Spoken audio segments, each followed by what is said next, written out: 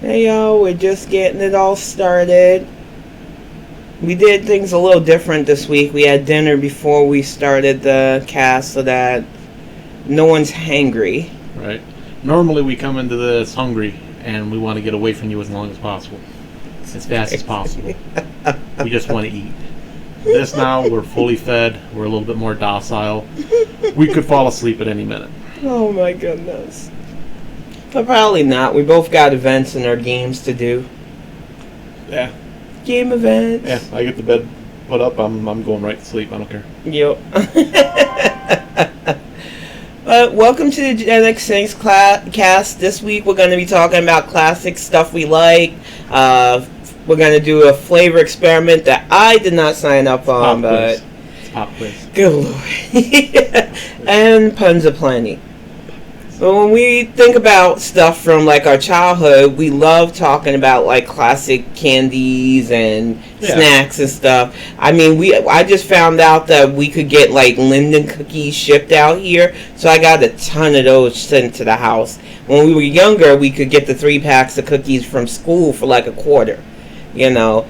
And I remember them being soft when I was a kid. Now you get these hard-ass cookies, so... Well, they probably changed the recipe a little bit. Yeah, because... I don't think anything stays, like, just as you remember as a kid. It's like, no, it's not. Exactly. It is nowhere near what you remember as a kid. Especially when it's like 30 years ago. Yeah. So, yeah, they definitely changed the recipe. And it got me thinking about how many things we loved as kids that doesn't resonate like it used to. Yeah. Like, even cereals. Oh, yeah, cereals never... they never stay the same because I think Trix now is fruit shapes. Yeah. And then they used to just be like Cocoa Puffs. They were just a little different colored balls. They look like the balls in the ball pit. Yeah. Another thing that I realized about cereal too is cereals that I used to eat religiously. Because Saturday mornings you get your bowl of cereal, you watch cartoons for 6 or 7 hours. It just doesn't resonate the way it does because cereal goes soggy quicker than I remember as a kid. And I think because when we were kids, we just like little eating machines. Well, that and I think they don't put as many chemicals as they used to in the cereals that we used to. We did ingest a lot of chemicals. We probably ended up with the same kind of varnish they put on your furniture was probably on our cereal, and they were just like, we can't do that. It's causing cancer. Yeah. We were probably radioactive, our generation, because they didn't test a lot of safety stuff with us too. I laugh at the playgrounds of today with all the safety mats and heat resistant equipment. We were talking about going down slides during the summer in shorts, and that sticky, like your skin is burning feeling that you got. Because we had metal everything. Yeah, I went out to the same playground that I used to play at in grade school. Yeah. And as a, I would say younger teen, I would say as an adult, because I was still kind of, in between. In between teenager and adult, and my friends were like, hey, let's go hang out at the playground at the school. So we went over to the playground, and they replaced all the equipment there. The swings were different. There were no slides that I could see. No monkey bars? No, they took those out. Wow. Somebody figured out a way to hold on, flip themselves up on top, and fell off when I was going to school. I hurt my arm on the monkey bar. And they were like, well, we can't have monkey bars out there. We can't have anything out here that could possibly hurt anybody. And now, like, the swings when I was a kid had pebbles under them to soften the ground. It was like you just pile of little rocks and that's all you had. Yeah. Now they got wood chips, which I think is worse because I would worry about coming off that swing too hot and getting a splinter. I was like, I'd rather land on a pile of rocks than I would a pile of wood chips. But they put rubber mats down for the now kids. They have those, like, instead of monkey bars, they have the little handrail that you hold on to and you just kind of jump off and you slide all the way down and you slide all the way back. It's kind of like a horizontal Ghostbuster. Wow. Fireman pole. And all plastic equipment, everything's coated, nothing is actual metal. Because I remember going down a metal slide and my shorts starting to rise up, and then the back of my thighs hit the bottom of that slide at 110 degrees at 50 miles an hour. Yes! And you heard, screech! What are you doing sitting on the slide? You're going to kill yourself. You don't do that as a kid.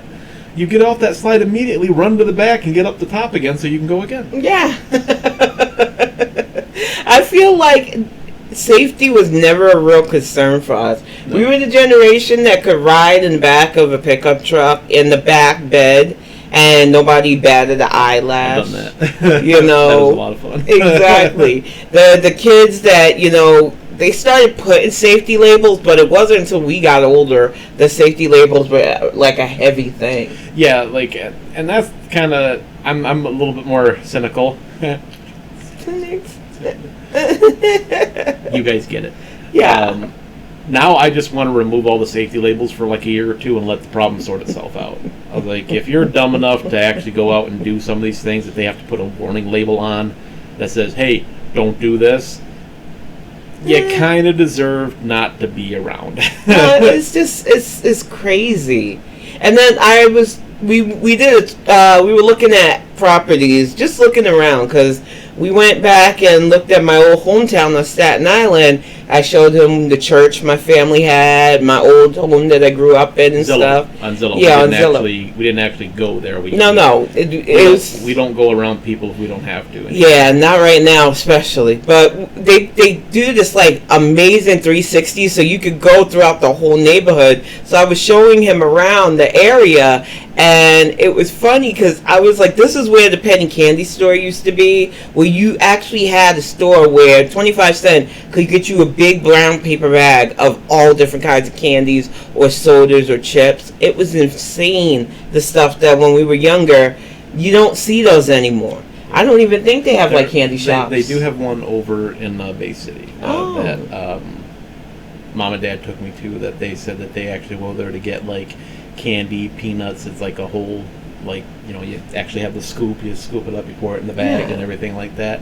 And I think they're still in business, but this was about 5, maybe 10 years ago that we were over there. Yeah. But the place looked nice. I mean, it had that old-timey look on the outside, and when the door popped open, if you had your window down, you caught that smell of those goods and like the barrels and everything like that. So I think they're still over there, but I couldn't tell you for sure. I haven't been over there, like I said, in a while. Exactly. But that was the last place I've actually seen like that, and I would love to have that. Like when you watch Willy Wonka and they had the Candyman store and stuff, I was like, I didn't know that those were a thing. If those were a thing, why did they go away? In New York, we had like they were mom and pop stores. They had regular storefronts, and then they had the ones in Manhattan that were like the fancier ones. But they were just all candy and snacks for kids. Yeah. And whatever you did for money, like we got allowance for our chores and stuff, we would save up to go and hit up that little candy store. Yeah. And it's like stuff like that. My kid is never going to know stuff like that. Yeah. We buy a lot of stuff online now. Yeah, and that's the sad thing. There's a lot of stuff that went away that I wish hadn't, and there's some stuff that went away that, yeah, you should have got away a lot sooner. Yeah. Like, I know they still make them, ring pops. I used to love ring pops. Yeah. Every time we went to there was a drugstore in town that was a pharmacy, and it's now a teacher supply store. I don't know how they made that transition, but we would go there every time, and I would go immediately to the candy aisle because they had ring pops, blow pops, and Big League Chew. Wow. And I would just constantly, like, I was allowed to get one of them. I couldn't get all 3 of them, but I was allowed to get one of them. And 9 times out of 10, I grabbed a ring pop because that was just like, okay. I'm good. And they probably loved it because it shut me up for like half an hour. And for me, sorry about that. Actually, I can tell you, I don't drink a lot of soda, but as a kid, that was all Pepsi and Coke were my jam as a kid. But then they created Surge, and Surge is the devil as far as I'm concerned. Tantrum! Too much caffeine. Like, I was so hyped after drinking Surge that I could go for hours.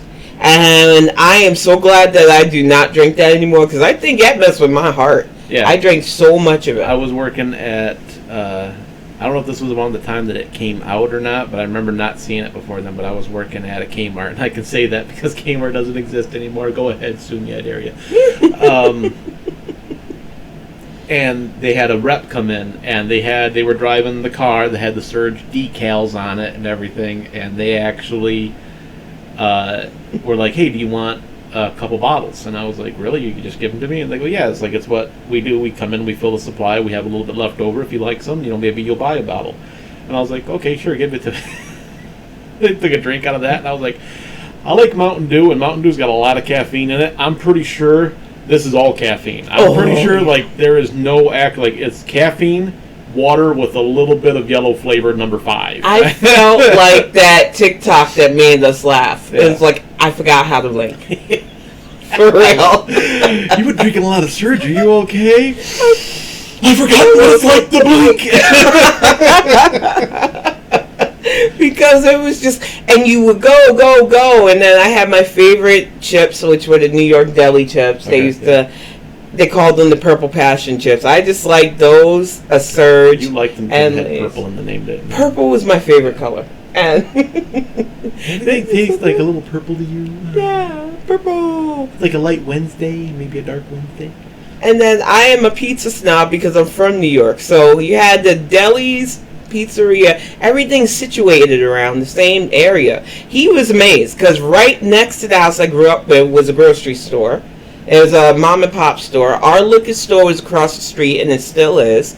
They had the laundromat, they had the pizzeria. The whole neighborhood was just so situated to where you didn't have to go far to get what you needed.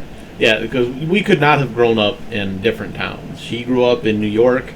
I grew up in just a little itty-bitty, I don't want to call it a hick town, but it was just a really small town. I think we froze up.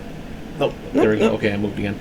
I froze up for a second, and I was like, is that in the video, or is that merely me? Is it a stroke? Am I having a stroke? It's like, what's going on? But, like, literally, if you wanted anything, you had to go out of town to get it. Like, we had a little theater that I think in its heyday, it's like it's a classic old theater. It had one screen, and whatever was playing that day, that's what you were watching. Wow. So now they redesigned it. It's got like the main theater still, which I think it still has the same seats that it's always had in there. And they've added 2 smaller screens that I went on a date once, and I was crammed into the little seat like this to watch Christmas with the Cranks. And I don't care how good a movie is, you're going to hate it if you sit like this for an hour and a half. Oh, like yeah. My knees were not touching the ground because they were wedged into the seat in front of me. Oh. So badly. So I'm actually like the little kid stuck in the back seat of the car. And it's like, this is fine. This is okay. I tell people about movie theaters. I was like, we came from a generation where I remember sitting in a movie theater or at a concert hall and playing with the little ashtrays because you could smoke indoors. And I don't want us going back to that. No. It was just the nostalgia of hearing it flip open and close. I don't think that it's a bad thing to have designated smoking theaters. Like, if you had, like, with the theater that we go to, or we used to go to over here, if they wanted to make, like, 2 theaters strictly smoking, so they put the most popular movies in there for people that wanted to smoke, and that's what you had. As long as it wasn't like, okay, this is going to be the smoking room today, now this is going to be the smoking room tomorrow, and this is going to be, like, it's got to... I think it's like liability now, too. I mean, it's just risky. You've seen the kind of... And I don't care how people are going to take this, but we literally... we've seen people who let their kids eat off the floor at the movies, so these aren't, like, the sharpest bulbs as it is. I cannot imagine letting them have free reign to smoke in the theater. The theater would catch on fire. Like, these are people that took their... I'm going to guess that child was at least 2 or 3 to see Deadpool 2. There shouldn't be toddlers at Deadpool movies. But they didn't seem to care. And that was kind of funny. Yeah. We come out of... Was it Deadpool 2 or was it Deadpool... No, it was Deadpool 2. It was Deadpool 2. We come out of the theater, and this group came in, and I was like, this is a Deadpool movie. Why? Because I went and saw Deadpool 1 with a buddy of mine, and there was some lady that must have been her grandson in. Grandson was like, I would say maybe 10-ish. Oof. To see Deadpool. And this is like the second time I went to the theater to see the movie, I was like, you got to go see this movie with me. But it was like, is it good? I was like, yeah, it's good. It's amazingly good. Mm-hmm. So they come to the spot where they go into the strip club, and I was like, I feel awkward as heck because why would you bring a little kid to see this? And then, like, when we went and saw Deadpool 2, these people came in, and like the little girl was just crazy. Like, she was like one of those feral kids running around, and like they spilt popcorn outside the theater leaving, and she stopped to start eating it. And we're just like, feed your kid. Yeah. My brain was like, Your I had to child. stop the inner voice from going. I was going to go over there and be like, no. I was like, I'm not her mom. Keep moving, Tin. But my brain was like, my kid has never eaten off the floor in his life. I can't imagine being out in public and my kid just going to town off floor popcorn. I'll say this. I've never eaten off a public floor. Yeah. But there is a 5-second rule when you're eating something that you really love and if you drop it accidentally. Well, that's at home where you know your mom's going to clean. Not a public floor. And even then, we're so squeamish in this house. Sometimes you have to switch to the 10-second rule. We're so squeamish in this house, though. Yeah. It's very rare for us to even drop anything. And it's just... Ever since COVID, I've just been like, nah, 5-second, 10-second rule, those don't apply. Exactly. Like, I'll throw it out, I'll go get more. But it was just such a weird experience. And the thing with movies like Deadpool is I get the mindset that, oh, it's a comic book character, but it's not for kids. Yeah. And kiddo didn't even fight me on it because we were like, okay, we were still living in Durham, but I wanted to go see the movie. So what we did was a long distance date, and I went by myself. And I kind of wish I had somebody with me because some weird fedora guy tried to talk to me. I was like, no, my boyfriend's not here today, but this is a date. So the problem with long distance dating is you do whatever you can to like create little memories to keep the relationship fresh, I guess you could say. Yeah. So we would have it be like, okay, we can't go see this movie together, so let's go at the same time. So we're both seeing the movie, and in a quasi way, we're going to see the movie together. Yeah. And it's cute and it's funny until you look over and you realize you're sitting next to 50 people you don't know. Yeah. And when you're a girl alone in a movie like Deadpool, and guys are like, wow, she's by herself. Right. I might have a chance. It was like, no, you don't. No, you don't. Yeah, really don't. And it was a fedora guy. I don't hate fedoras. Like my X and Y character had one because it's a cute hat. I'm gonna. Look how her face lit up when I said that. I was like, I'm gonna get one. She goes, really? Yeah. It's cute. But it's so weird the attitude some of those guys have. It's like the hat gives them super confidence. Well, I think they misinterpret, like, I wear a fedora, so now I'm Indiana Jones. And I was like, no. You're just a goofy guy wearing a fedora. Exactly. Which works well for me because I am a goofy guy, I just don't have a fedora. Yet. And that's the thing. It's like, I don't want to knock a guy's confidence because it takes a lot to talk to somebody. But it's like, if I think I give off a pretty leave me the fuck alone vibe when I'm out, as it is. And I know I was radiating that vibe. I made sure I took the 2 seats that were situated for couples and I put all my stuff in on the seat. So I did not want anybody even sitting near me. You didn't, like, grab one of my shirts that I left at your house and made that would have been a pillow, Greg? That would have been... I could have gotten away with it because I am crazy. I am kind of crazy. But I was like, no, I think I'm just going to just chance it. And, it was still a fun movie, but it's like one of those things where going out by yourself as a female is an ordeal. Right. And I don't recommend it, even as an older woman still. I'd rather just go with him. When it's me, him, and like our friend Jake, it looks like I'm going out with Secret Service. Yeah. Because they will make sure that I'm comfy in the chair if I gotta go anywhere. It's cute. Right. Well, you have those rituals that you do. Like, we haven't gone out to a theater now in probably over 2 years. Yeah. And COVID's not helping. The theaters are open again, but it's like neither one of us has been vaccinated yet because of health concerns. We don't want to go out and have a bad reaction to the vaccine, but then again, we don't want to not get it. So we're in that little area where it's just like you're danged if you do, danged if you don't. And me, I was waiting for the doctor has it where she is going to give me and kiddo the shot at the same time because I don't want to have it and then not have him get it, especially since his school sometimes has us meet up. So it was like until we can both get it together, because I've got to hold him. I don't know if some of you understand with kids with autism, they don't like certain things, and kiddo does not like in the shots. I had to get him his HPV shot last year, and literally what we did was the nurse was like, keep him distracted. I was like, I'm not going to be able to do that. So what I did is I hugged him, and I kept making him look at me while she gave him the shot. It was not easy. The boy is built like a linebacker, but we got it done. Yeah. And I know that for this vaccination, I'm going to have to do the same thing. He is just a strong boy, and he does not like needles. Right. So the best thing I can do is to hug him like he's a baby and keep him focused on me. Yeah. You know? Yeah, see, I didn't have a problem. Like, I remember my first 2 vaccinations, and the first one I had no problem with. They were like, "Give you a little poke," and I'm like, "Okay, whatever." Yeah. And they gave it to me, and I was fine.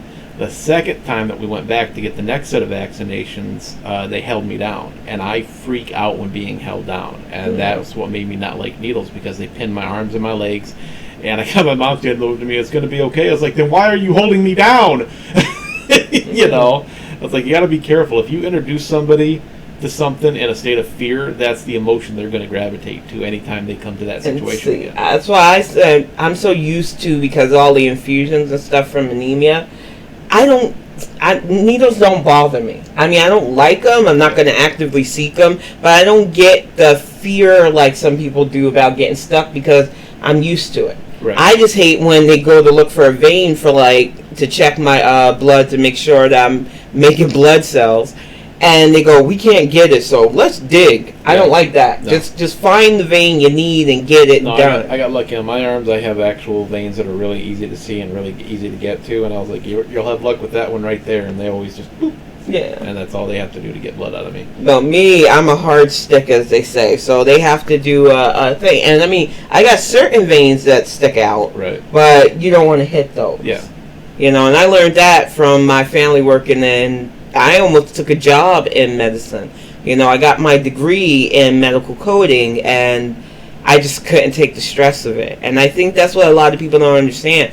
Hospital work is stressful. So what we do to mitigate having to put pressure on hospital people, we don't associate. Yeah. We stay indoors unless it's absolutely necessary to go out. When we go out, we're masked up. Mm-hmm. We social distance with Gen X. I think a lot of Gen X had a lot less issues with the social distancing rules and everything else. Even though a lot of us are grandparents now and we have families and stuff, I'm saying a lot of us, I don't want to be a grandma yet. I already threatened kiddo. I'm not ready for that life.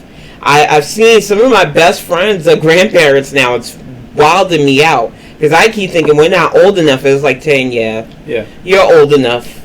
I don't feel it. I see friends of mine, well, acquaintances of mine, I say friends of mine, some friends of mine, but a lot of people of mine that have kids that were our age when we met.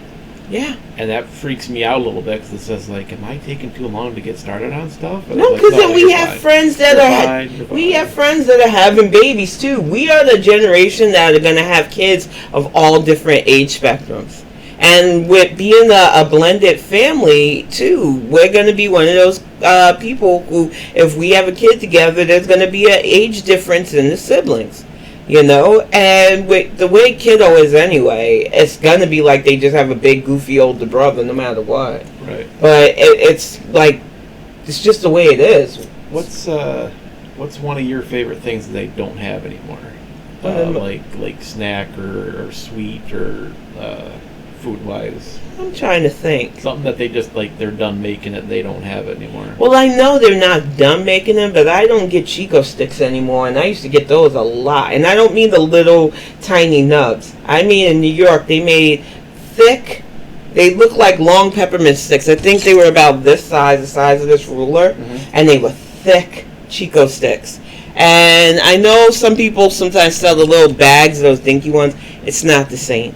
What are they? They are like it's like almost a coconutty candy, but not really coconut. It had peanut butter, and it's like a really good, chewy, but crispy candy. Okay. And I don't think I've ever seen those. Yeah, they were one of my favorites. Probably a good thing they don't see. Yeah. And I mean, I'm not a huge sweet person anymore. I like salty stuff more than I like sweets, but Chico sticks just hit the spot for me. And like, I'm trying to think of any other like snacks, because a lot of the snacks that I ate as a kid, if I don't get them now, it's weird, because I still eat a lot of the same chips too, like Munchos. Yeah, Munchos are a go-to chip. for It's me. a nice light, fluffy. if you need something salty but not too salty. Yeah. Because with like Lay's or anything else you get, you can almost get too much salt on them, or you don't get any salt on them. Or super oily. Yeah. And I'm not really good That's with. the good thing about Munchos is it's not a greasy chip. Yeah. So that's the one chip that I know from when I was a kid. I still have as an adult that.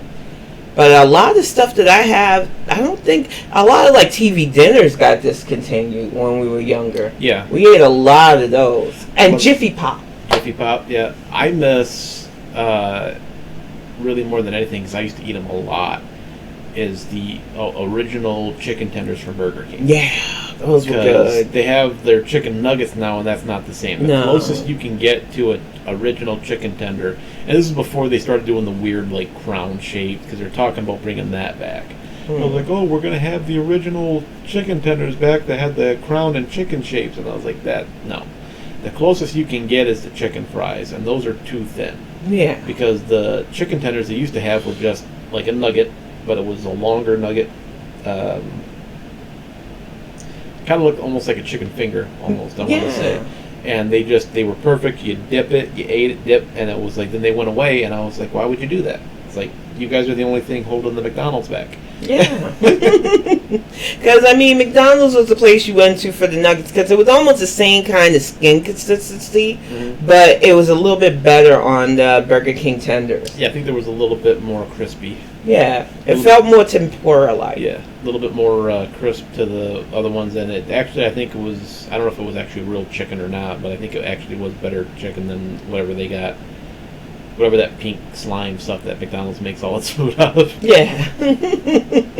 Not to diss on McDonald's. I hey, where you want to go? Let's go to McDonald's. Yeah. I haven't had a pink slime drink in a while. Yeah. But it's just like the things like that at restaurants. I know they changed a lot to make things healthier. Which, if you're going to eat fast food, why would you want? If you're going to eat fast food, just face it. You're not getting healthy food. Exactly. You're not going to get a garden salad sandwich, whatever thing from. And we've seen where that lettuce and stuff comes from. You're not. Trust me. It's like, I want the fresh lettuce. It's like, you're not getting fresh lettuce. The lettuce that they have at the fast food places comes in a bag, and it's not fresh.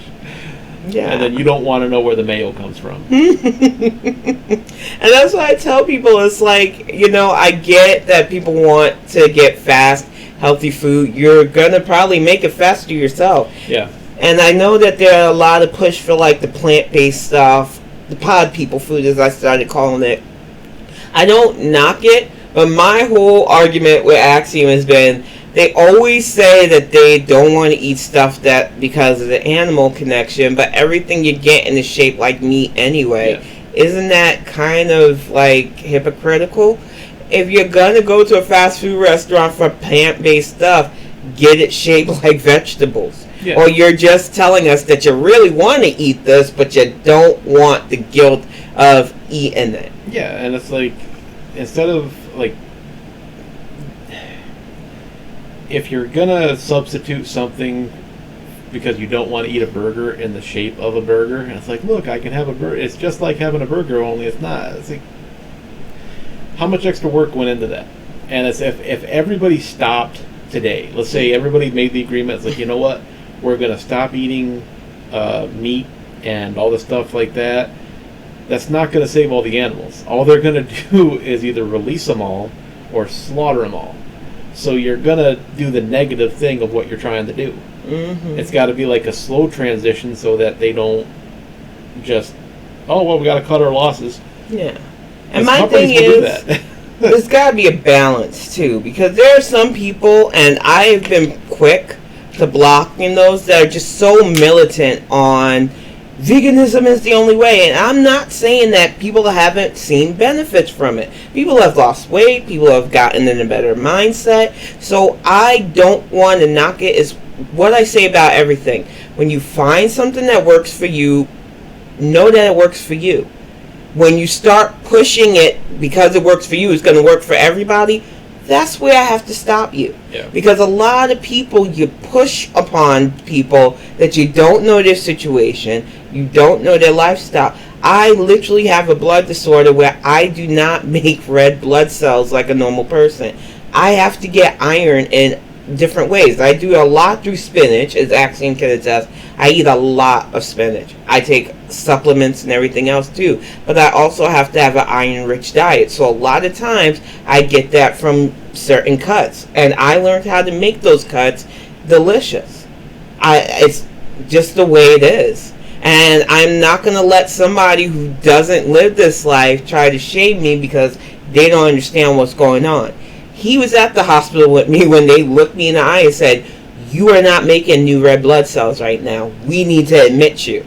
I don't want to go back to that. Yeah. So I do everything I can not to have to sit through that. Yeah. I think a lot of people don't understand it because they don't. It's not like a common disorder.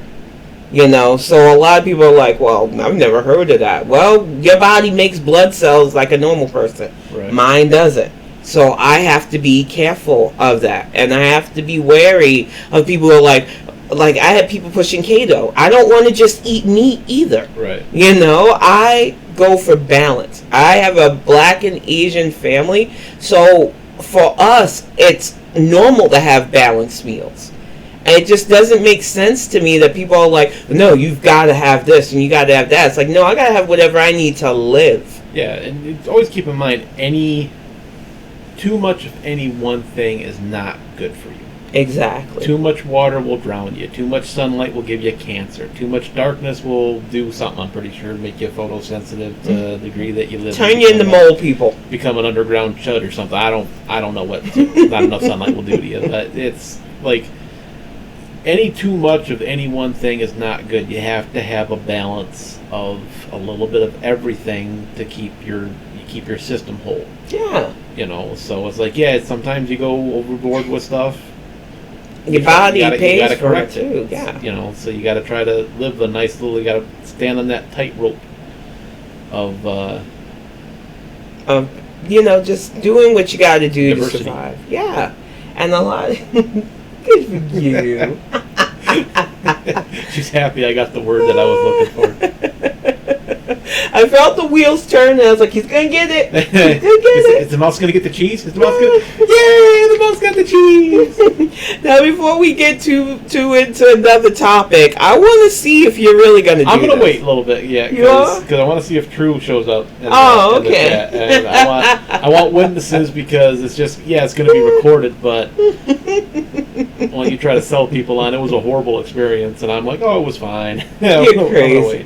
Well, we've been having a good week, y'all. Skyward Sword came in, so good. I love that. That's what Axiom will be playing off and on. I'm gonna finish. I'm gonna keep it for Zelda Wednesday. Yeah. But I am gonna finish what I'm currently doing in Breath of the Wild first. Get that game wrapped up, and then I'm gonna transition into Skyward Sword. And it's got its own save file for streaming because I know I'm not gonna be able to not play it.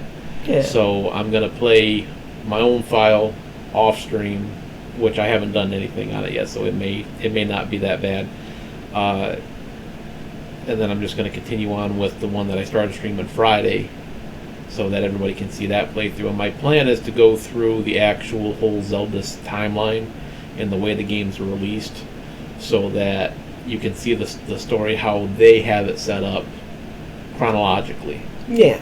And I thought about doing it in an order of how they released the games, but I was like, some of that I can't get to yet, and I kind of wanted to wait until to see if they release for Zelda. See if they do like another release for like the Switch, or if they do an online. Because some of them, the first two games I can do on the Switch with their online service.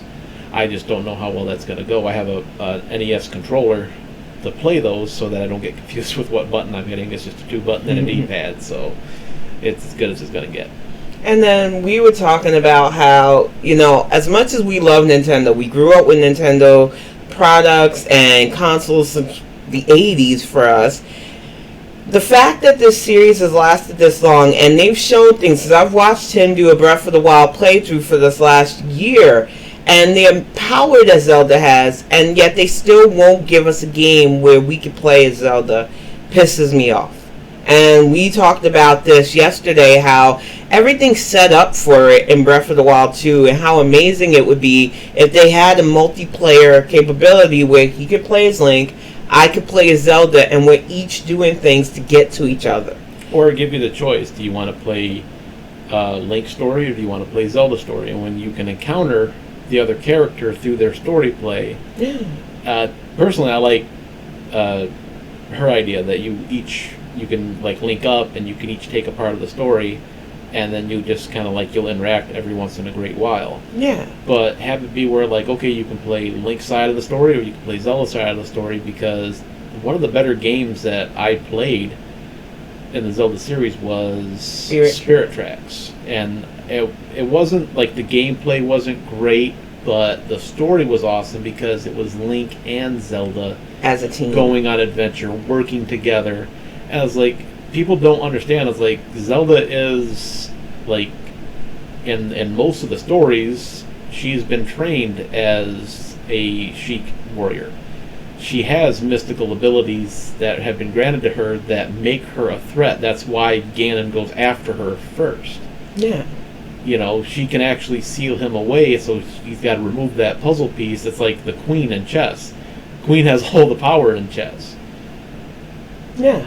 You know, you don't just sideline a character like that. Exactly. And I mean, I would love to play a Legend game where she has to use all of her abilities. There are going to be times where she can't use her magic, so she uses all the stuff that imptal her as a Sheikah. There are times where she's going to have to heal. There are times where she has to use her offensive magics. She is a character that shows so much potential, but the only thing you get to do is rescue her every once in a while, and it's like, that's ridiculous. Yeah. Give us the ability to play this character. It's unacceptable. Princess Peach has gotten more. Yeah, look at Ocarina of Time. She literally spent 7 years working against Ganon, but you didn't get to see that. Yeah. As like that's a whole part of like there was times when Link showed up and like when you had to fight that monster from the Shadow Temple, and it was like there was a bunch of stuff there that could have made the game awesome. Like, and then in Smash Brothers, that's what I think in Melee is when they introduced that character, and you could change back and forth. Yeah. That was a versatile character. Yeah. You could switch over for more quick and stealthy attacks to more magic and more devastating spell attacks, and it's just like, why don't we have that as a game? Exactly. And I just feel like Nintendo, they go through their formulas, and they're like, this works for us, we make enough money off of it. But that's because, and it's like I told Axiom, they still feel like they don't have that direct competition. Every time we've thought Nintendo might be down, they came out with the Switch and they wowed a bunch of people over. And that sets them in the mindset of, we know what we're doing, we don't have to change. What they don't understand is there are a lot of independent gamers coming up there now. There are a lot of companies that are like itching to be that next home console. And they are going to offer us the diversity in games that Nintendo refuses. Like, you have been around for 70 years and you don't get, 70 plus years, and you don't get that female's game? Yeah. Why can't I find merchandise for characters that I personally like playing in your games? Yeah, it doesn't make sense. They got that new Samus game coming out, which I was all for because I was like, cool, we're actually going to get a new Samus game that, you know, or a Metroid game that we haven't had since... Like, I think Metroid Prime 3 was probably the last big one that, I mean, there was other ones out there, but they didn't do nearly as well as the Prime series did. And it's just like, why are you guys not, you have female characters that you could, I don't want to say sell, but you could market. And you're not marketing them. Why is there not a purple Switch case? And you can see mine right there in the background, right? Right there, yeah. Right there. I lined it up there. Perfect. Yeah, that's got Link on it. That works for me. Exactly. Where's the purple one for Cal? Where's the purple one that has Zelda on it, or the purple one that has Sheik on it, that you can market to your female gamers? The only thing that your female gamers have that they can sometimes find is stuff for Peach or Donkey Kong or with some of the other characters that they've done that are just kind of like you can get like I think you can even get Rosalina, and it's like, who even remembers her? Yeah, I was like, they do stuff with some characters, but they're not marketing the characters that they could market to a much wider audience of people. And I just don't understand that. Like, I don't know if Nintendo just forgot like how close they came with the Wii U to not being a console company. Exactly. Like, you guys came dangerously close to being like Sega and just doing games and selling your intellectual property. We are children of the console wars. We remember when y'all all thought these were too big to fail, and E.T. crashed the market. Yeah. We remember that horrible game. We remember the Superman horrible game as well. Oh, yeah. Gaming companies, you're not too big to fail, and I know with the pandemic you got a bit of a boost because a lot of us, we became even more shut-ins, and Twitch streaming especially is lucrative, but what Nintendo doesn't do that like Xbox and PlayStation does is make it easy for streamers to stream without having to get extra equipment. And the more we get into, developing channels like this where we focus on gaming and talking about gaming topics, it's going to be harder for you to keep justifying not making it easy for us to show off your games. It's not like we don't pay you for these games. Yeah. So it doesn't make sense to me that you want us to give you all this money for gameplay, buy your consoles, and yet you are still the only company that makes it almost impossible without having to buy the Elgato stuff to stream your stuff. There's no reason why this new OLED Switch that's coming out, they say, hey, we included a landline so you can plug your dock right into your modem or your router, and then you could play online games directly wired in. I was like, hey, that's great. How about you also build in an Elgato system so that I can stream from my Switch straight from the dock? Exactly. And I don't have to hook up another $200 piece of equipment to make that possible. And then sometimes the equipment doesn't want to work. So my thing is like, for the price jump that they're offering and for what they've actually given from that OLED model, I mean, don't get me wrong, bigger screen, sleeker looking system, hopefully the Joy-Con issue will be fixed, and having that LAN part in there, that's all great. I'm not knocking what, the improvements that you've made to the system, but for $50 more, because what it was $349. Yeah, it's almost $350. Almost $350. Yeah, for $50.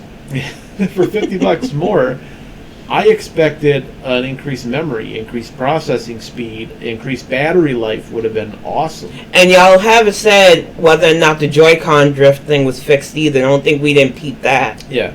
Now, if you're not going to fix the Joy-Con issue, then you need to just have it be where we can send in Joy-Cons and get it serviced, repaired, or replaced. Because I do not like going out and having to spend $60 to $80 for a new set of Joy-Cons, or going out and buying a whole new controller because it's cheaper than replacing the Joy-Cons. Yep. And that's like, I don't use my Joy-Cons anymore. I have my Switch docked most of the time when I'm playing it, and I use a Pro controller, right? Yeah, it's not a Pro controller, but it's like a Pro controller. Yeah. And that's what I play on because it's more comfortable for me to hold than that system is with the little Joy-Cons on it. Even just taking the Joy-Cons off and putting it on the adapter, But even leaving mine attached to my Switch, the drift is so bad now that anytime I log into a game, half the time I'm just like, I can't do this because my character's moving by itself now. And in games like Mario, I can't develop, like, I want to work on levels for Mario, but you've got to beat your level. And you can't beat your level if the game's moving ahead of you because the Joy-Cons don't have the wherewithal to know her hands aren't on us yet. Yeah. So it is a pain right now, and replacing them is costly. Yeah, it's like, if depending on the Joy-Con, like sometimes you can actually replace just the one that's being broken, but a lot of times you have to find that. Yeah. And that's like $40. Exactly. Like, okay, it's $39.99 to replace one Joy-Con, or it's $59 to replace them both. Yeah. You might as well replace them both, because what are you going to do when the other one goes bad? Exactly. And more than likely, they're both bad. Yeah, and more than likely, it's just a matter of time before that other one goes bad. And while Nintendo still rank supreme on price wise, because versus like the PS5 and the Xbox X, it's still a cheaper system to have for its versatility. You're still like, I feel like we're paying them a lot for not much. We're getting same game titles regurgitated, which is a pain in the ass. And you're not even getting full games anymore. And it's not even I don't mind the game titles regurgitated so much, because, I love when they reissue something that makes it easier for me to play an older game on a newer system. Yeah. But it's none of the games we're asking them for. No, but they're remaking a lot of games, too, and they don't resonate the same way when they do it. Like, I know everybody's looking forward to, well, not everybody, but there are a lot of people looking forward to Brilliant Diamond and Alpha Sapphire, whatever they came up with the names for those. Yeah, Diamond and Pearl. Yeah, Diamond and Pearl, and it's like, I get it, but until Pokemon changes the formula up just a little bit more and gives us more things to do, besides forced storytelling and catching Pokemon that we already have since Gen 1 for some of us,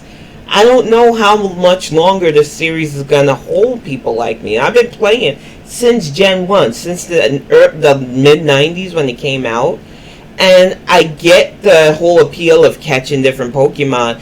What I don't understand is why they know adults are playing these games. They know some of us have been playing since we were kids.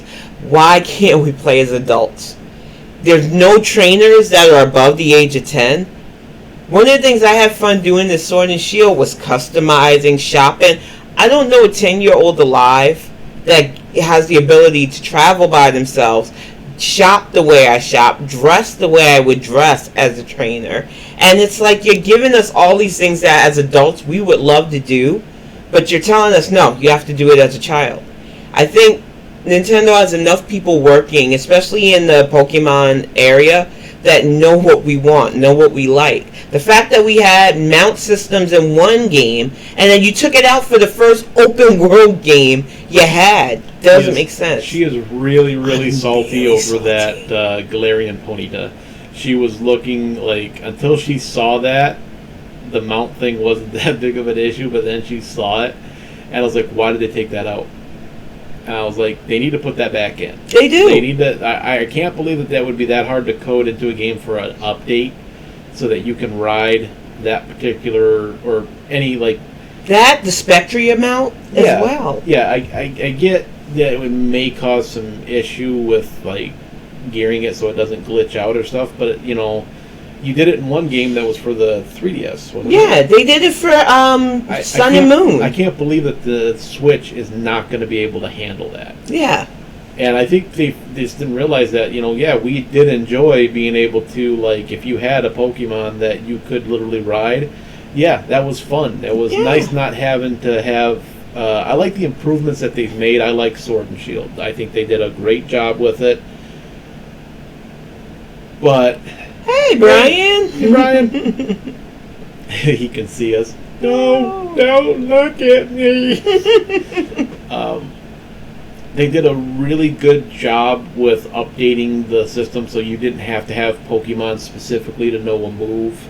And the fact that you can swap out Pokemon wherever you're at, that is phenomenal. That is great. Not having to, replaying an old... We're playing, the Emerald ROMs that they came out with. And to have to, every time when you want to switch out a Pokemon, to have to go all the way back to the center, get it, find the spot in your party. It's just like, oh yeah, I remember the hard days of this game. I remember the before times. The before times before it was just click, click, boom, you're done. So we're not saying that, hey, you're not doing a good job, but listen to your gamers. Listen to the people that are paying and playing your games on what they want. Yeah, not like money, because we want to give you money for these games, but what you're not hearing us say is you give us certain things that we like the Pokemon following people.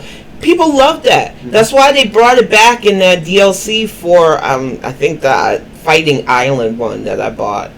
And it was Isle Armor. Yeah, Isle of Armor. You know people loved having Pokemon follow them around, and you gave it to us in the DLC, so we knew you had that capability. If you're gonna piecemeal it, at least make it make sense. Nobody wants to ride around on a stupid bike when we have Pokemon that can literally run across lands, that can swim in the seas. Yeah, not that the bike wasn't a nice touch, to like have them okay, you're gonna upgrade it, now the bike can ride on water. But it's like, if I had a choice between a bike and a Lapras? Like a Lapras or some other Pokemon, I'm going to choose the Pokemon. I mean, that's just going to look cool. And even the way they gave us the bike, because I watched Homeboy's playthrough, I'm not sure which... I got to harass Brian here a little bit before we go too much. And I was like, you said I can see you, Brian. Is that a good thing or is that a bad thing? Because the dots there make me think that you don't know how to feel about that.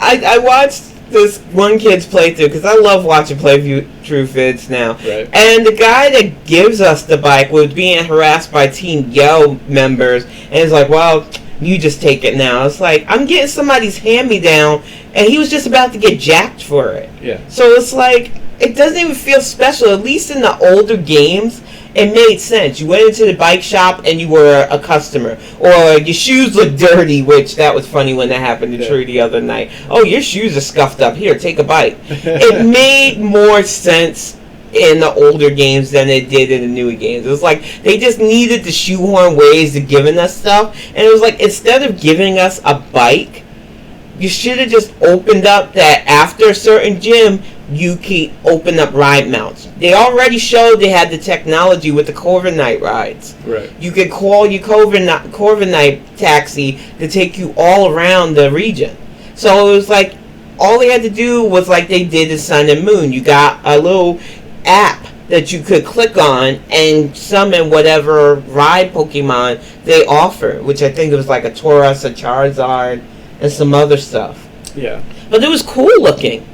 And it just, when they bragged about having that big open world, which when you play Sword and Shield, you have to be mindful that this is their idea of what a big open world is, because it's not as big as it could be, especially when you play games like Breath of the Wild. But it's big enough. That one field near the castle, there's a perfect spot to go riding. Like, completely perfect area.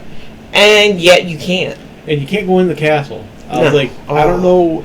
That makes me mad. Program that to not be able to go into.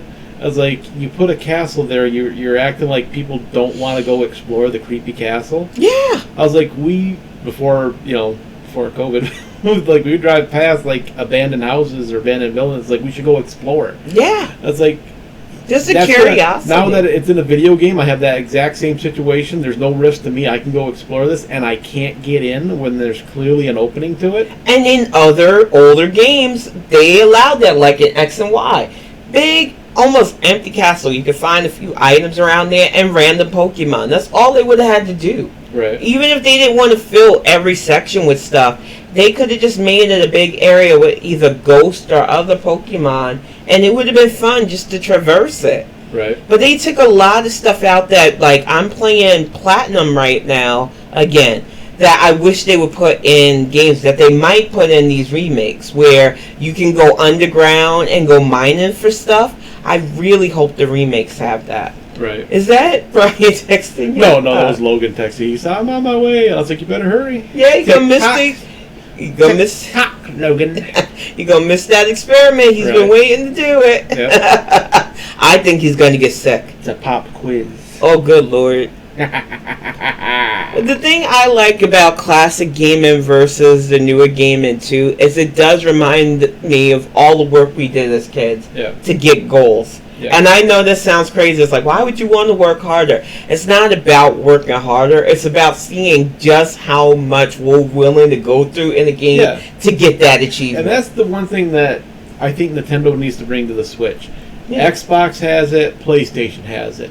I want achievements. Yeah. If I do a specific task, I want to get something on my gamer profile that says, you did this. Achievement unlocked. Achievement unlocked. Here's a little badge. Here's a little trophy. Here's a little Xbox something. Gives you, like, that background that you said you like on my Xbox with that drow female fighter. That was an achievement I locked in Neverwinter. Yeah.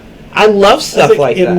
It gives you reasons to do a task that you might otherwise not do, or you didn't know was a task to do. Yeah. Like if I would have gotten like in Breath of the Wild, I got all 900 Korok seeds. I was like, if that would have come with some sort of like downloadable wallpaper, you got golden poopadoop. Yeah. All I got was a golden piece of poop. And I knew what I was getting when I went into this, but I wanted to have the thing that I did it. Having something off game that said, hey, you achieved this, makes that a little bit more worthwhile of my time to do and not such a drudgery. It makes it more fun for me, and it's more interactive for your player. Yeah. But unfortunately, a lot of these games now just want us to shell out 60, 70 or more for a little. Or even worse, they think, oh, we'll give you this with cosmetic skin that you're not going to use. One of my favorite series has been notorious for that. Dragon's Age, I don't use half the stuff they give you free. Yeah. Like, they gave me like a whole chest full of different cosmetic things, and it's like, I don't want to wear any of these. Yeah. You know, I just toss them to the side. Logan made it! Hey, Logan!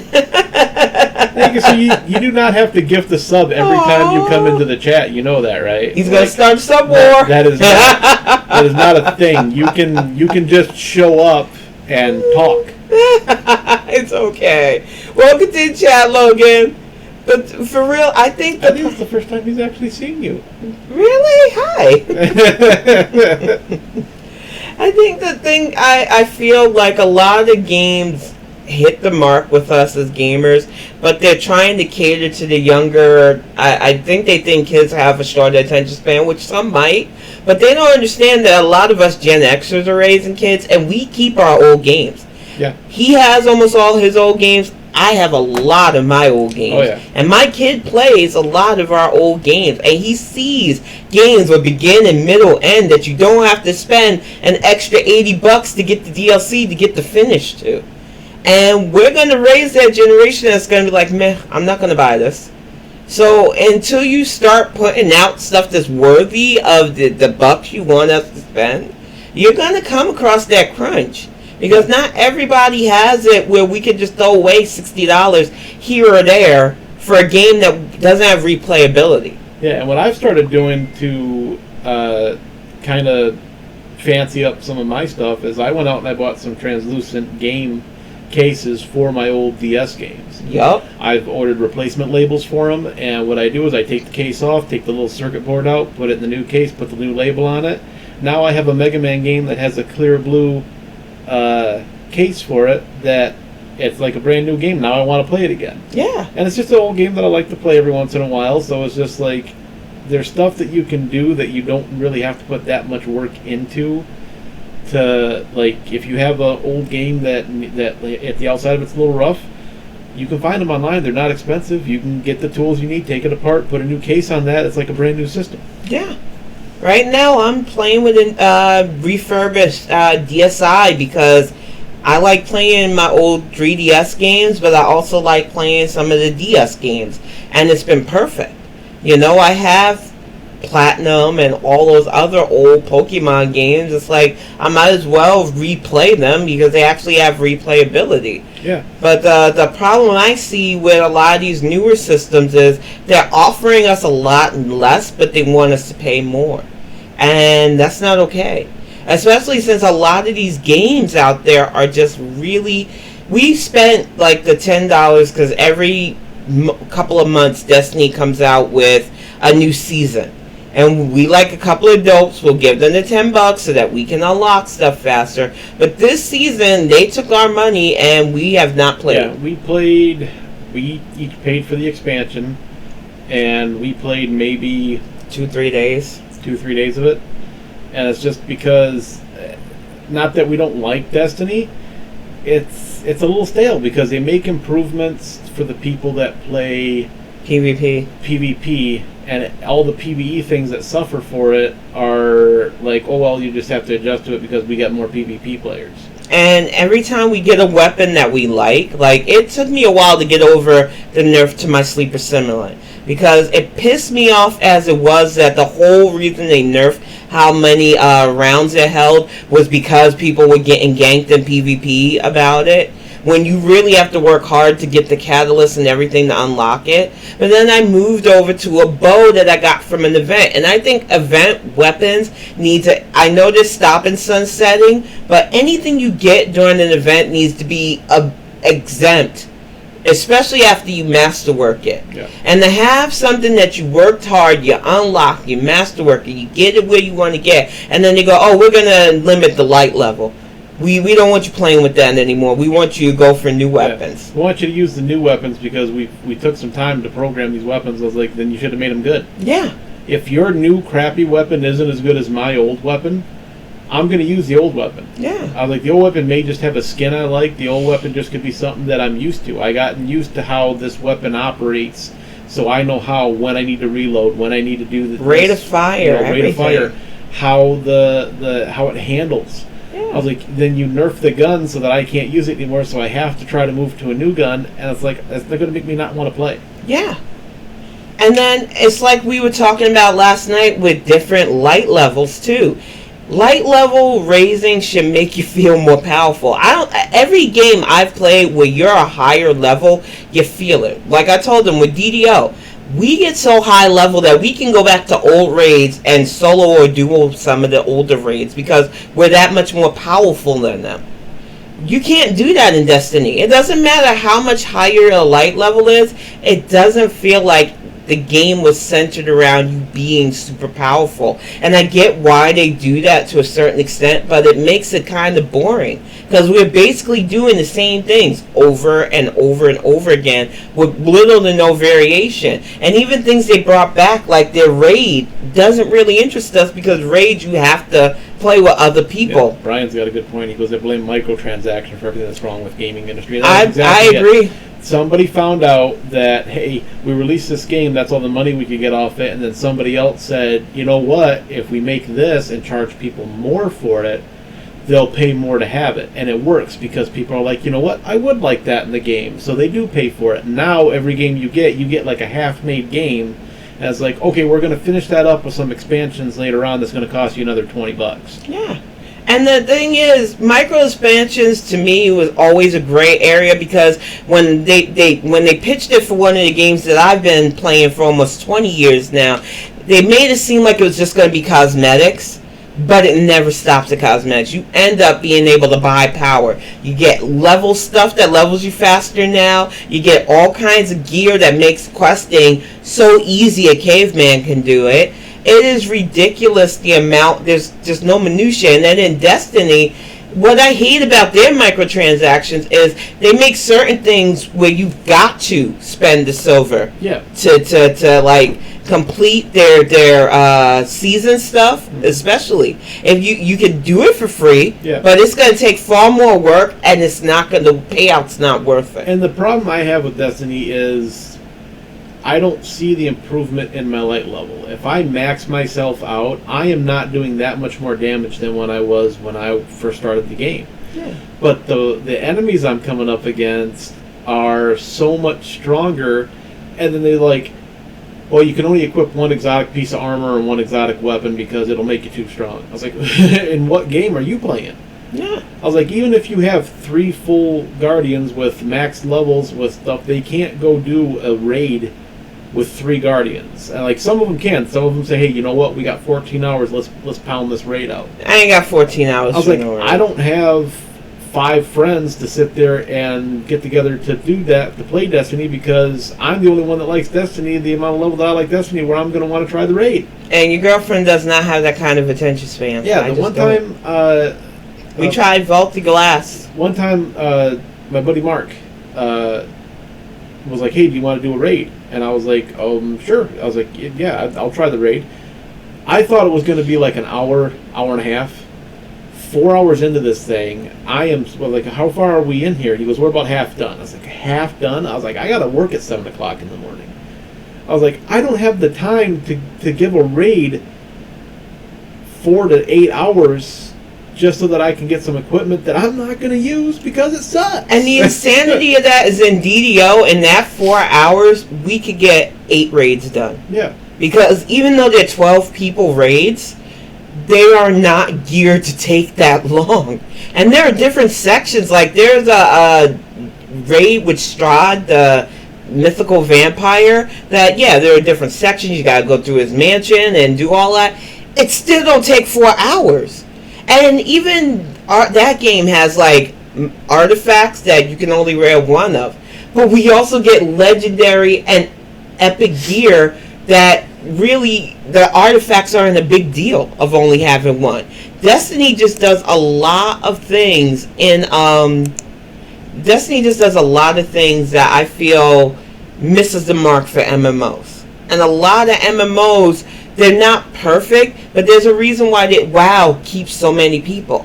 They give players that incentive to play, and I feel like Destiny's only going factor is now they have the cross-section thing, but it's the only MMO shooter that's still around. Yeah, and eventually something's going to replace it. Somebody's, like, Apex is very similar.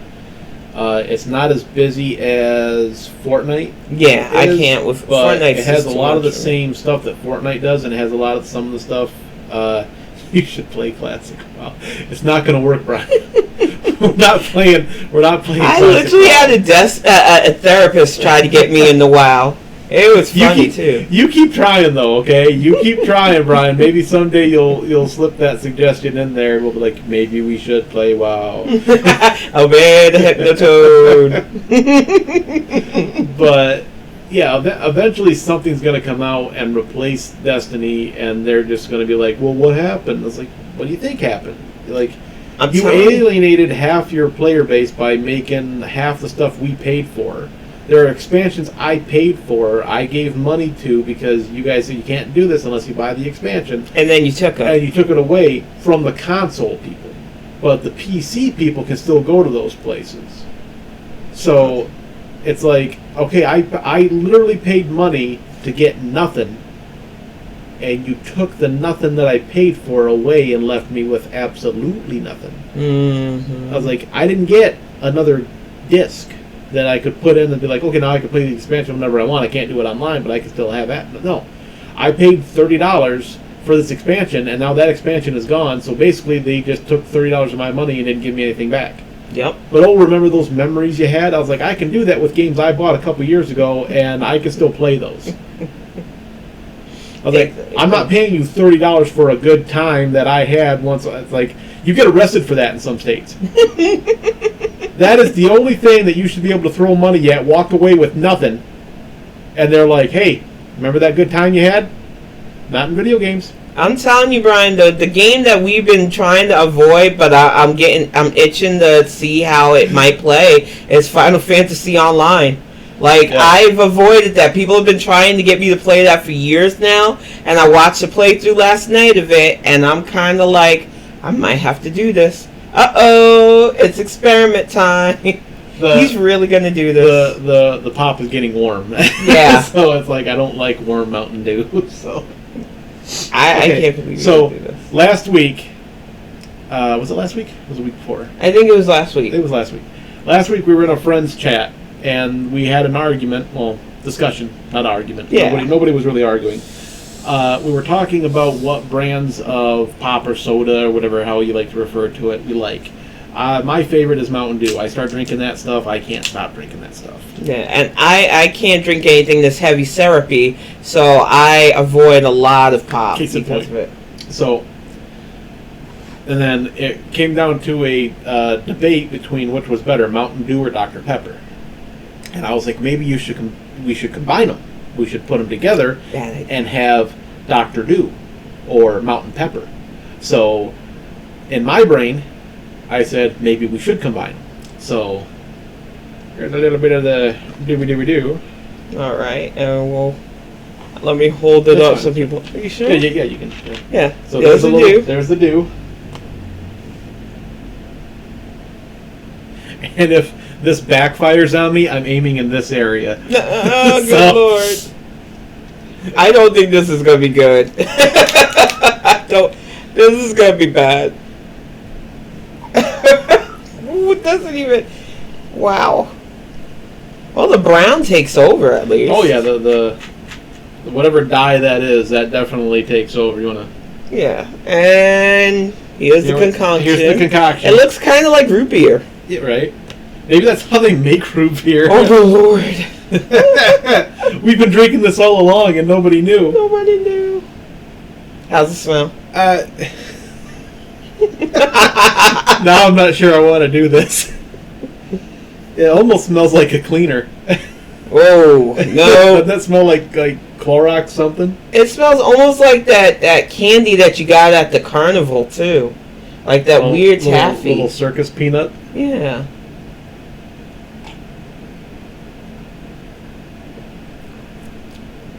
You know what? It's not that bad.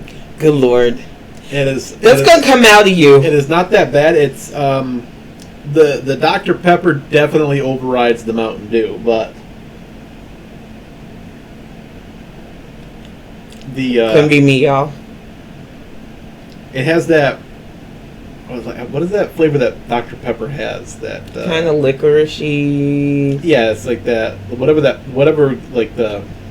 gives it that pepper. Whatever puts the pepper in Dr. Pepper is definitely there.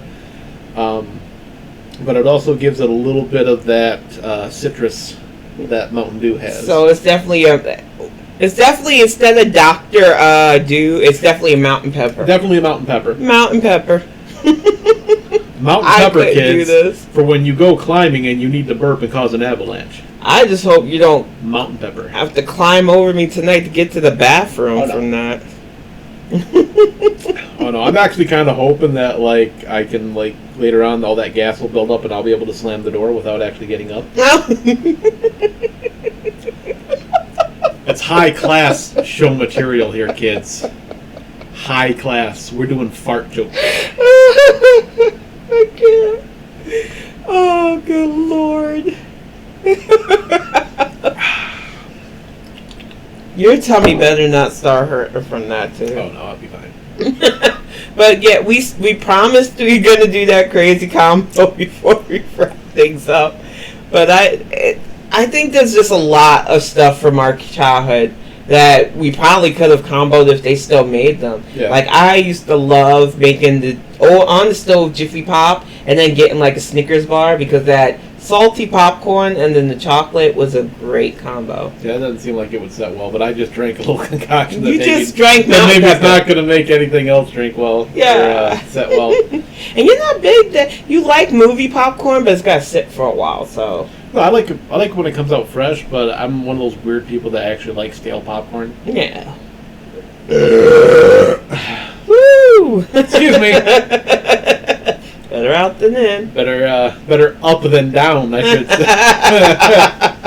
say. He's like, that's gonna come out later. Right now they're fighting on the way to the kidneys. Yeah. My brain just said, I want East egg. I don't know where that came from. Oh, it's getting that twilight time. All right, everybody. I think we're going to go ahead and call it for the night. Yeah. Actually, no. We didn't want to talk about One Punch Season 2 before we left. Oh, yeah. We did actually watch that. I think the main Season 1 is definitely better. Yeah. Season 2 is not as bad as I was expecting, but I was expecting really, really terrible because I heard how bad everybody disliked it. And it's not as good as Season 1, but I think we've discovered why that is. There was a lot less one punch, and they did more supporting character building than Saitama, and I think that's in Season 1 you were mainly following him around and you interacted with some people, but it wasn't the main focus. And on Season 2 they kind of did the opposite of that. They kind of followed the other people around and he just kind of had little bit parts. Yeah. And they need to fix that, so it needs to be mainly more covering his antics than anything else. I get that they wanted to hype up the comedy because in Season 1 the comedy felt more organic to what was going on with the characters. Mm-hmm. Here they just tried a bit too hard, and that tournament was a waste of time. And I know they were probably mocking the DBZ tournament, but if I'm gonna watch Saitama fight, I want to see actual fights. A lot of it was, let's pan away and we'll make it funnier with the guy all beat up. And it's like, you show him hitting people all the time. Yeah. So I just felt like they got away from what made season 1 so magical, which was bad guy came causing a bunch of trouble. Here comes One Punch to save the day. And even though he didn't get credit for saving the day, he still was the main person saving the day. And that was missing from season 2. Yeah, and as far as story goes, it had a fine story. I was interested. There was never a part on there where I was just like, okay, let's get to the next episode. I mean, that one character where everybody knows he's that wolf kid or whatever, Garo or whatever, he has a very interesting storyline, and I think I'd like to see where they went with it in season 3. I just feel like they did enough to where Saitama could have grew as well. And instead, he became a bit character in his own series. Yeah, and they changed the intro music, and I don't think you should do that. The first season of One Punch had a perfect opening, had perfect music for it. I can see experimenting with like end theme credits, but don't change that first one. Just like if you want to keep the same song, if you want to alter the animation for it, you can do that. But going into a One Punch episode off of that for season 1 theme really sets the pace for the episode, and it really just, I think it made it like you were excited for what was about to happen.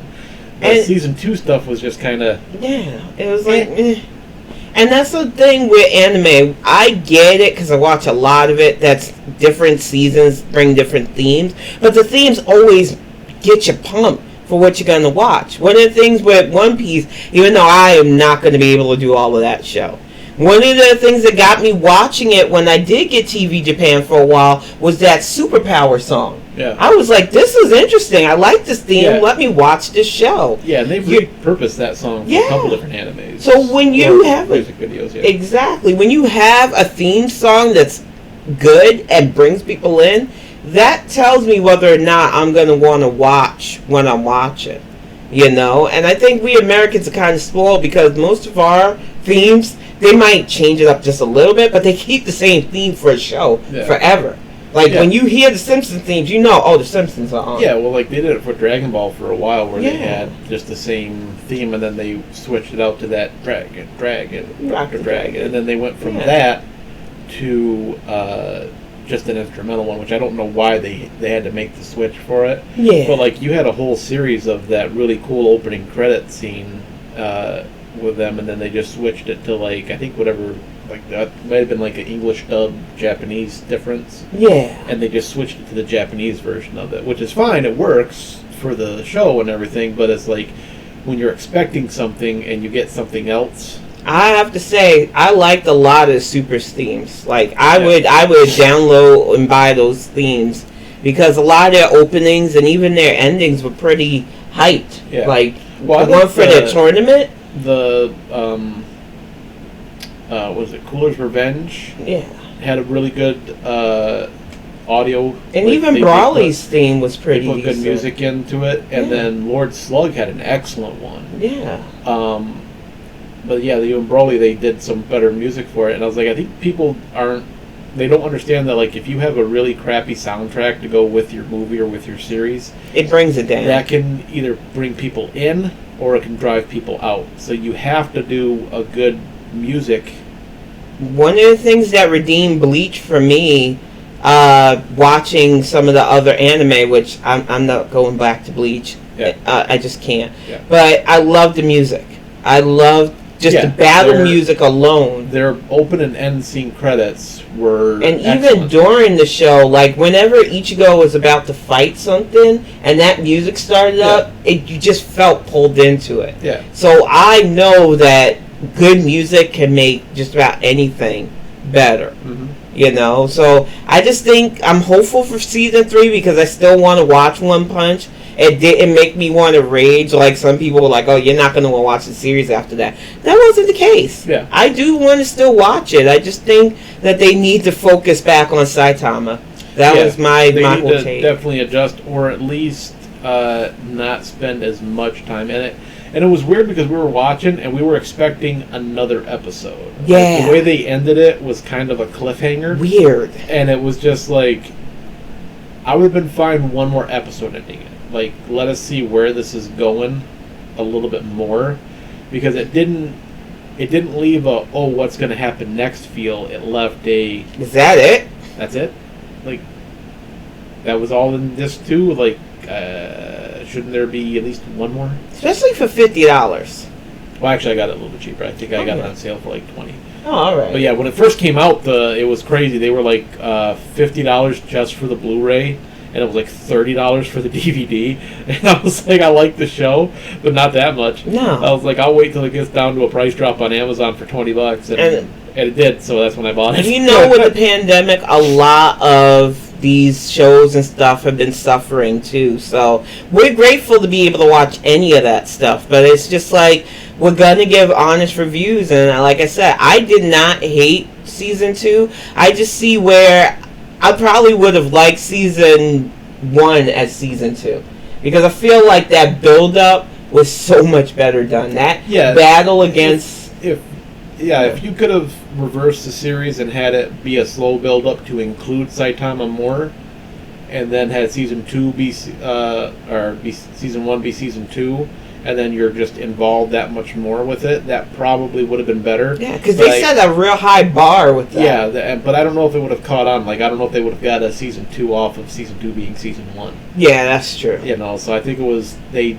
wanted, like, the show creators want to develop more of those characters. Yeah. Which is fine, but you have to do it in such a way that we want to care about them. You don't, to say to us, okay, you can have more Saitama or you can have more of this character, we're not going to make that swap. We want more of One Punch. Yeah, it's called One Punch. Like, if you want to give that dog guy his own show, though, he was impressive. Yeah, like they could definitely do more of the dog guy, because he was actually pretty good. Yeah. But I hate all the heroes, and he laughs, but I just do not like anybody. She hates the whole organization. They could, all the tank tops should have died in season 2. That is my main argument. I wish they had died in season 2. I hate them. Tank top vegan made me want to throw the remote at the TV. She actually said, did he just say tank top vegan? Yes. I was like, yeah, he said tank top vegan. He goes, what the hell is tank top vegan? It made me so mad. I was just like, apparently that guy. I don't know, like, I don't understand any of the tank top people though. At all. I didn't like them from the get go, because it's like, that's your thing. You're just really muscular and you're wearing tank tops, and that makes you a hero. Yeah. I was like, no. And then they were bullies, so it's like, I don't like these guys. And then you find out there's like 50 of them. Oh, there was a whole group. Yeah. And I was like, I don't even want to. Like, that better not be another episode in season 3 where we get to see all the tank top teams, and they explain I don't want to know. Yeah, I don't want to know, don't care to know, not gonna know. Tank top vegan gave me flashbacks to that guy when I was working customer service that had to sing me the song of vegan life. Don't do that. Don't. We don't get paid enough for that. Please don't do that. Oh god, that was. I remember. I laughed when she told me that. It's like, wait a second. 45 minutes. You literally had someone basically hold you hostage on the phone and sing you the benefits of vegan life. 45 minutes. I was like, I would have just. Oh, we got disconnected. I was just hung up. I should have. I was new to the job. I thought I had to sit through it. I felt like I was being punked. Yeah, you probably were. There's probably some stream on there somewhere now that has that. Yeah. Because that call was insane. You're going to be on an episode of Crankcasters if that show's still ongoing. And it's like, that's my one thing about One Punch. It's like, they suffered through that unrealism that I know happens in anime, where a character that should be dead just doesn't, because they can just magically be alive. I would have been okay with killing off all the tank top characters. Right. Just like Hiyori should have died in Bleach. I love her, but she got cut in half. She should have died. Yeah. I'm never going to let that go. Because that's when Bleach started to really fall off for me. I watched that girl get cut in half. And then it's like, oh no, we spiritually repaired her. It's like, wait, what? Well, they are a spiritual person. I mean, she got cut in half. Wait, it's like cutting a ghost in half. I can't. Because they already established in Bleach that their bodies can sustain enough damage to where they can't hold on to their form. You're gonna tell me that cutting a person in half? Nah. No. And they needed to narrow down. By the time they started really killing off people, they were killing off people that nobody even remembered existed. Yeah. And it's like, what was the point? If you were gonna make red shirts, you should have did it in the beginning of the series. What if they do that? What if they give them all red robes instead of the black robes? I would have been fine with that. But they didn't do that. And then he saturated it towards the end with more characters. But that's for a whole nother we could go for hours about Bleach, so yeah. Well, we could, because I would just keep revving her up, because I would just take a It makes me mad. It makes me mad on that, because I like to do that sometimes. Yeah. I like to be the devil's advocate on some arguments, and sometimes I just like to see if I can. It's like the kid when he gets me fired up about freaking Dragon Knight. I hate Dragon Knight. That dragon makes no sense. It doesn't. Serpentine Dragon, Puff the Magic Dragon. Mm-hmm. Like, wait a second. Shouldn't it have been Serpentine Dragon, Shenron, Serpentine Dragon? Yeah. No.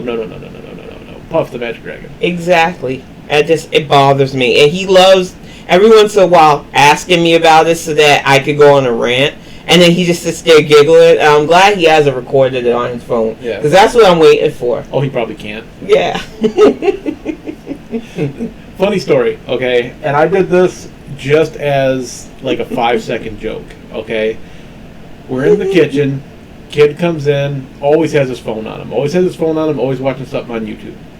He set it down to go take care of something, and he walked away from it. I am one of those people. I am not evil. I am at best chaotic neutral. I'll say neutral. I'm a benign chaotic force. I don't go out seeking chaos, but if I see the opportunity for some humor that's not going to get anybody hurt, I may or may not take the chance. So I just walked past where his phone was, and as I did, I palmed it and I slid it into the pocket on my shorts, thinking he would go back for it, remembering where he left it, and go, "Hey, have you guys seen my phone?" And then I could be like, I got it, here you go. No, this turned from a 5-second bit of where's my phone to me watching him search every nook and cranny of the house 2 or 3 times. And when he started looking for it, I didn't just like, wow, this is going to be entertaining, I want to sit back and watch this. He started to look for it, and I said, hey bud, what's going on, or what are you missing? You look like you're looking for something. I gave him an out. All he wanted to say was, I misplaced my phone. Nothing. He's stubborn. Like, are you sure you're not looking? It looks like you're looking for something. Nothing's wrong. Nope, you're not. You're not missing anything. Like anybody else would have said, yeah, I'm missing my phone at this point. I am like feeding him more like, hey, I may know something about this more than what you would pick up on. No, everything's fine. Okay, so we packed everything up, threw all the garbage out, cleaned up, came into the room to relax and everything, and I am just watching him, because then after he's completely exercised the futility of searching everywhere out there, then he came in here to look for it, thinking he may have left it in here, and he didn't even have it when he was in here. And I asked him again, do you need help finding something? No. You didn't lose anything? No. Well, we'll help you look for it. You need it, No. I said, you're fine? Yep. And then off he goes.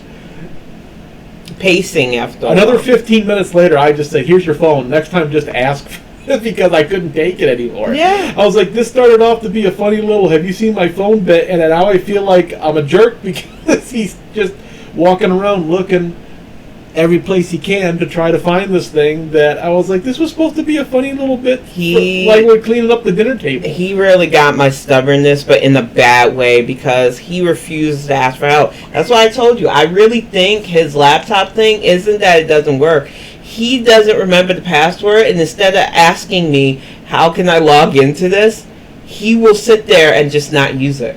Yeah. It's insane to me. It struck me as funny, because I would have been the first. I will willingly admit, I've had my folks, I've had Cal do it. I was like, hey, can you call my phone, because I misplaced it and I don't know where I put it. Yeah. I lost my Bluetooth once when I was bringing groceries down. It fell off my ear into the trash, and I was like, can you call it, see if I can maybe hear it? And I just happened to be walking by, and I was like, there it is. It's in the trash. Take it out, clean it up, put it back on. I was like, I'm willing to, I'm willing to do the work to look, but if somebody asks, hey, what are you looking for? I'm going to tell them, I was like, there's no reason you would get in trouble for this. Yeah. Like, I'm the one that did it to you, I just thought it was funny. Well, that and the I don't even know what's funny anymore. That was hilarious. We're sitting in the car, and I can't remember what we were talking about. We were talking about some kind of comedy thing, and he just deadpans it, goes, I don't even know what's funny anymore. And I was just like, you made that sound like you were the most haunted comedian that ever existed, and you just don't know what is comedy anymore. And he was so serious, and it was like nothing. He was like, yeah. I just don't know what's funny anymore. Yeah. Kiddo's going through some things, y'all. He's going through some things. I don't know. Well, we're going to get ready to wrap this up. Thank you so much for tuning in. Axiom's experiment, so far so good, So right? far so good, nope. I let out the burp, and that was it. We'll keep you guys appraised if anything blows out. And then tomorrow will be a D&D stream. Hopefully we've got the sound thing worked out. I may or may not be on camera. It just depends on how I feel. And that will be on her channel. On my channel. And then right now. Monday will be Mario Monday again. We'll be back. So if you got levels you want to put into the Discord so that you can jump ahead of the queue, we'll both be ready for that. If you have a Mario Maker account and you want to send me a level for me to play on Monday for viewer levels, just follow that link. There's a section in the Discord for Mario Maker. Just give me the level code and you will be first in line before I take any levels from anybody in the queue.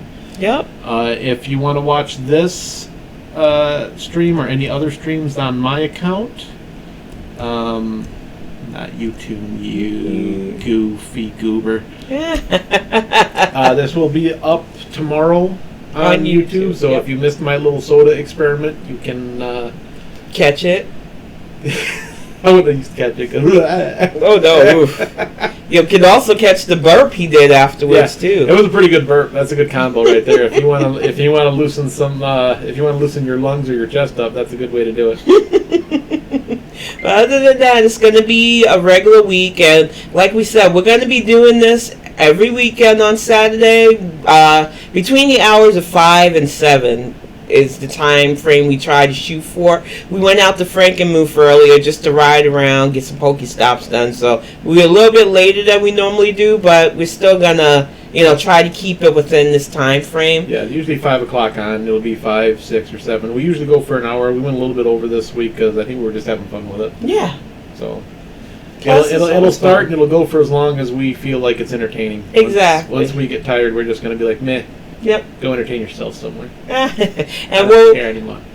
We broach all kinds of topics. If you have anything that you're like, hey, why don't you talk about this? Go ahead and let us know. You know. Did I do a thing for my Twitter? I think you did. I think I did a shout out for my Twitter. You can find. I don't have one for Cal's, unfortunately. It's okay. But if you got a topic you want us to talk about, there's my Twitter. You can drop me a line on there, and I would just make a public post though, because I probably won't answer any direct messages. Yeah. From people I don't know. Yep. If I know you, go ahead. I don't care. Yeah. But if I don't know you, I'm gonna be like, nah. Plus, most of the people we know can reach us directly anyway. So. Yeah. I'm trying to get away from it. I'm going the wrong way. I've already committed. I'm moving into the chat. You are gonna fall over. All right, y'all. I'm still on camera. Oh my gosh. You could stop this. Oh my goodness. We gotta wrap this up. It's like, help me. I'm like, I don't understand what you're doing right now. I don't understand what I'm doing right now. That's going to be the whole theme of our show. We just don't understand what we're doing right now. Tune in to see what he does. Not even he knows. All right, y'all. We'll see you next week.